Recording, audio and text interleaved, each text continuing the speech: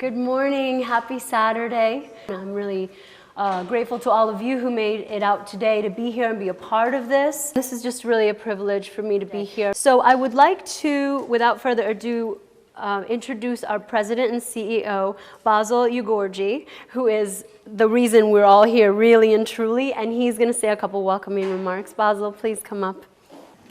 Good morning, everyone. Good morning. Good morning. Good morning. Good morning. This is the second international conference that we are organizing on this very subject. International Conference on Ethnic and Religious Conflict Resolution and Peacebuilding. It's not new. It's an old issue, something that we hear about all the time in the media. It's something that everybody is talking about out there. And so many organizations are working on these issues, both international organizations and local and grassroots organizations. What we are doing is not new. What is new is that we, the people who are gathered here, are passionate about this very issue, and that we want to bring our own contribution to making sure that children in Central African Republic, women, girls in Nigeria, northern part of Nigeria, northeastern part of Nigeria, who are kidnapped and abducted, could have a meaningful life. We're here because people in Afghanistan, Iraq, Syria, we're here because people in some other countries within the Arab nations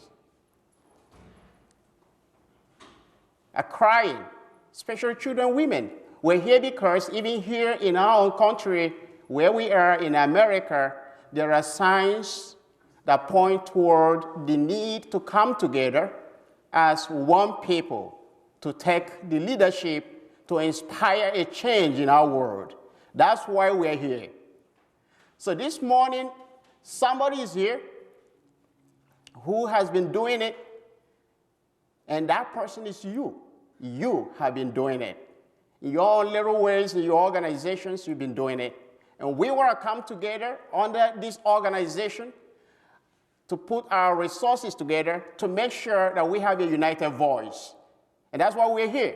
It doesn't matter where you're coming from, your organization, or what you believe in. What matters is that we are together, and we want to give a voice to children who are being killed every day as a result of ethnic and religious conflicts, ethnic and religious war. And we want to make sure that those who are victims, their families, and even those who have already died, wherever they are, they will know that somebody is thinking about them. And that's why we're here. I want to thank you again for coming. I know so many of you came from out of state, and some came from other countries. We had people register for this conference. Some might still be coming from India, from Nigeria, from Europe. We are based in Mount Vernon. Mount Vernon is a city that believes, a city that cares.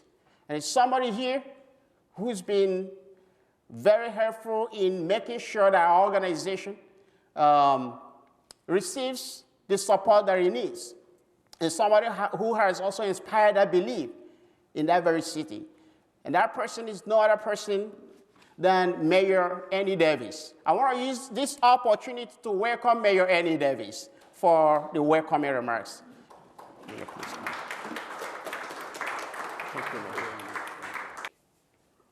Good morning. I arrived at this occasion in an educational mood, inquisitive mood, to see what other people are doing about a problem that has visited the human potential almost ever since we were put on this earth. But I am a Southerner by birth. I came from North Carolina A&T University, and I'm from Charlotte, North Carolina, and that's important in my life because I was a part of the sit-ins in Greensboro, North Carolina. And the sit-ins received a lot of notoriety and a lot of success in changing the minds of Southerners who had long since decided that people of African descent were subhuman in some cases, and certainly second-class citizens. And it was four young men who decided that that paradigm, it was not going to be what they would live by. And so we started this sit-in. Nobody knew that this sit-in would result in changing the whole face of the South. And that is important to me because this is a far bigger problem. But it points out that if we, the people, start this ripple effect, who knows where it will go. And the Chinese said that a journey of 1,000 miles starts with the first step. And this is what we're doing. We have to remember that at the base of all of this is people want to take advantage of other people. And they use religion, or they use sex, they use all sorts of things to satisfy this enormous need of some. But on the other hand, there have been uprisings such as those who happened at A&T in 1960 that shows you the power of people who have decided that the direction that we're going in is not right, it's not useful, and it's absolutely just wrong. So as we gather here today, in the numbers that we have, remember that the journey of 1,000 miles, as the Chinese say, starts with the first step, and you're taking that step. So I look forward to sitting and learning and being energized by the work and by the purpose that's set by your esteemed organization. So on behalf of my great city that we call Mount Vernon, thank you very much for allowing me the opportunity to meet so many people of purpose, so many people who understand that they have a date with destiny and they're keeping it. Thank you very much.